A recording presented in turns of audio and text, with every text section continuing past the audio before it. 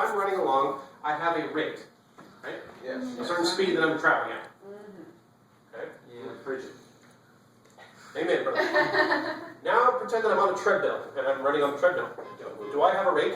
Yes. Yes. Yes. Am I moving? Yeah. So there's no distance. No. Is a rate according to how to the treadmill? Okay. However fast I can run, if I'm running on the ground, I am accomplishing a certain amount of traveling a certain amount of distance based on how fast I run and how far I run, or how fast and how long I run. Right? Rate times time equals distance. But what if I'm running on a treadmill? Does my rate change? No. If I run at the same speed that I'm capable of running at, except I'm on a treadmill now instead of the ground, Counterforce. yes, there is the treadmill has, if I've said it properly, the treadmill would have the same rate but going in the opposite direction, and so our rates would cancel each other out. If you're running on a treadmill, you're running with a forward rate, but the treadmill is moving underneath you at the exact same opposite rate. So relative to the ground, if you are running on a treadmill, you're running to your heart's content on a treadmill, but relative to the ground, you are not moving. Wait, is that why if you're in an airport, the moving walkways, if you run with them instead of just getting on them and letting them, that's why it feels so weird because its rate plus your rate added together, but you are running faster on a faster rate, but not really. Yeah, because the rate that your legs are carrying you on the moving walkway in the airport terminal is the same rate that you would be if you're running in the terminal, looking like you're late for a flight. But because the ground beneath you is also moving in the same direction, you are moving and it's moving you. So they should make a track, a moving track, and you should run around the track and see how fast you can go. So we have some scenarios. If we have if you're in an airport, terminal with one of those moving walkways, hi, thank you, one of those moving walkways that's moving this way, if you, in all your stick figure glory, are... I'm not an artist. I am not an artist. Okay, let's try this again. Alright, this is you. You're really disproportionate, that's okay. We love you anyway. If you are also moving that direction, what is your rate relative to everyone, relative to people who are sitting waiting for the flight? Times two. It's going to be the rate that you can walk plus the rate that the walkway is moving you. Yes. Alright, take the same concept, and now you're in a river. The river is flowing this direction, and you are in a boat. I don't like I'm on a boat. I'm on a boat. It's a lot. You're in a boat, and let's say you've got one of those fancy little motors here, outboard. an outboard motor, propeller. Your boat's motor, outboard motor, can propel your boat through the water at a certain rate.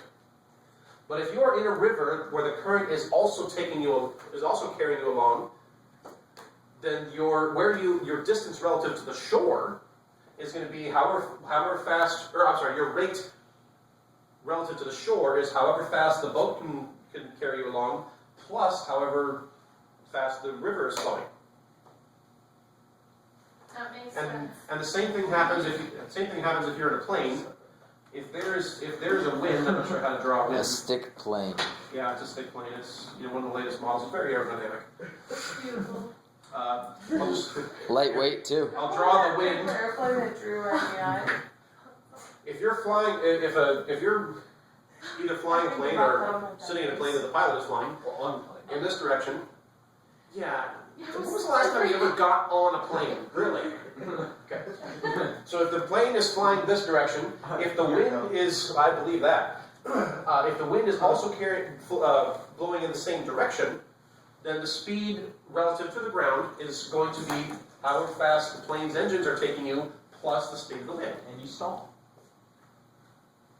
Yeah, that is kind of true. You would stop. But another thing, what if you're inside the plane and you're walking the same way the plane is taking you? You get blown. You die, you fall to the ground. So in all three of these scenarios, the way we refer to these problems in the book is this book refers to them as boat in the river problems. Walking at like So it's- 500 It's miles an going hour. on. Yes, thank you. So this scenario here, boat in a river. Now, what's our main idea? Rate times time equals distance. Yeah. Okay. No. This is the main idea. Now let's take this drawing here. Are we going upstream or downstream? Down. We have one vote for each. Are we going upstream or downstream? Down. Doesn't matter. Go down. Down. We don't know yet. Down. We don't know If yet. I'm facing Yes, we this do. way, when my motor's on the back of the boat and the water's flowing this way, am I going upstream or downstream? Down because water flows down. Downstream. Down. Good job, downstream. So my rate, the distance that I travel downstream is going to be my rate downstream times my time downstream. But my rate downstream is however fast the boat can carry me, plus however fast the water or the current is carrying me. So my rate downstream is the speed of the boat plus the speed of the water. So uphill you go minus water. Exactly. If we change directions here and go upstream, Yeah. let's say that the water is flowing this way now.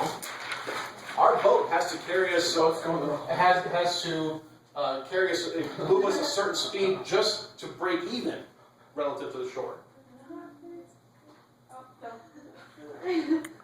So if you're walking, So it's still rate times time equals distance, but when we're going upstream, our rate upstream is however fast the boat can carry us, but then the water is fighting against us. So what if the river's faster?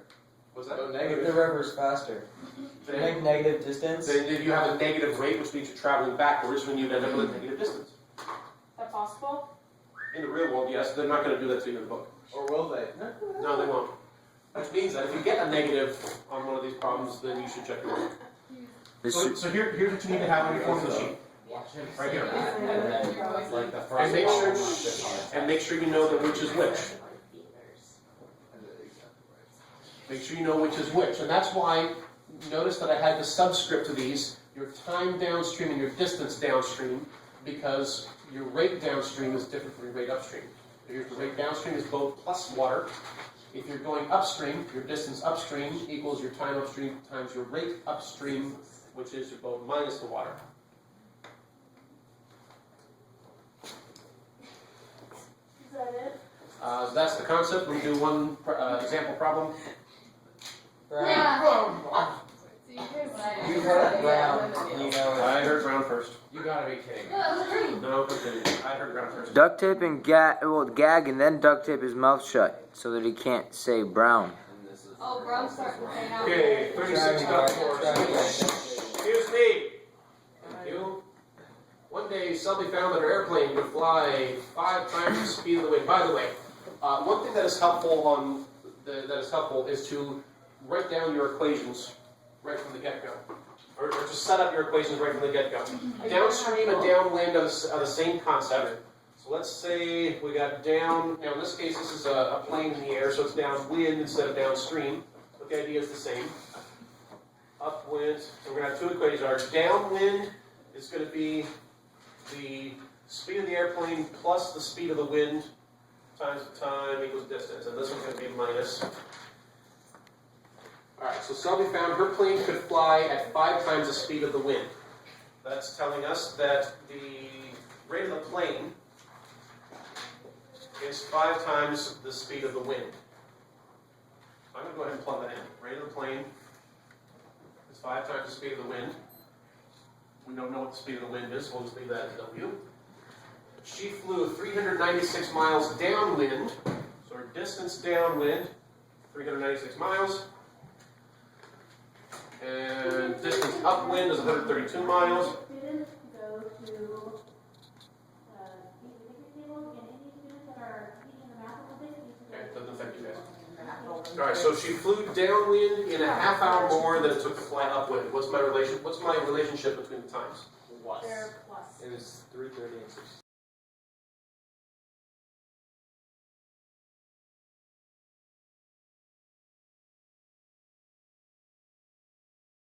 hour more than the time upwind. So, Mr. Gray. Time down. Oh wait, time used. So you add So- the time up. Here, add or subtract it. You get Yeah, T go ahead, minus do it, 30 yeah. is T. So is it plus 30? It's the time downwind equals the time upwind plus 30. Yes, and that's what you guys were saying also. Time downwind was a half hour more than the time upwind. Oh, what if you said plus 30? Say 30. Well, here's the thing. What units are we going to be using for speed? Hours. What? No, the W is the variable. Yeah, What are our units for distance? Miles. Miles. Miles. What do you suppose our units for rate are going to be? Hours. Minutes. Hours. Hours. Probably going to be miles per hour. So if we want our rate to be in miles per hour, then our time needs to be in hours. That makes sense. And let's see, so downwind is TU plus 1/2. Sorry for not leaving enough space there. And then time upwind, we just leave that. And now we have two equations with two unknowns, W and TU. And then you can use substitution or Substitution or elimination. Jump down here. So 5W plus W is 6W. And I forgot the W already. That didn't take long to screw that up. 6W times TU plus 1/2. Why is there extra whispering back there? That's what I thought. And the second equation, 5W minus W is 4W times TU. That's a W. Equals 132. Here's our two equations. Simplify a little bit. Take the first one, distribute. 6 times 1/2 is 3, and we have a W. And now what am I going to do? 20. Hurry up and finish so that I. Divide 4. No, divide 4. Let's divide both sides of this equation by 4. Cancel, cancel. So what that goes to is what? 38. And let's plug in, if WTU equals 38, let's plug in 38 for WTU. Oh, this thing. So we're doing these? Yeah. Wait, 38's not right.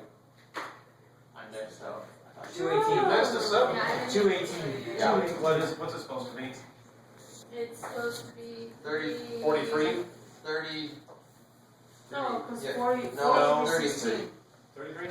Or I can just Yeah, type in my 33. calculator. Oh, come on, someone with a calculator. Help It's us out. 33. 34. It's 33. 33, yeah, you're right, sorry. It's 4. Okay. Glad you got that fixed. And so then we can finish solving for W. So after we've set up our equations and plugged stuff in and solved for the variable W, now's a great time to stop and. 198. Stop the video. It's all full. And Or this not. example, it's this, what was the speed of the plane and what was the speed of the wind?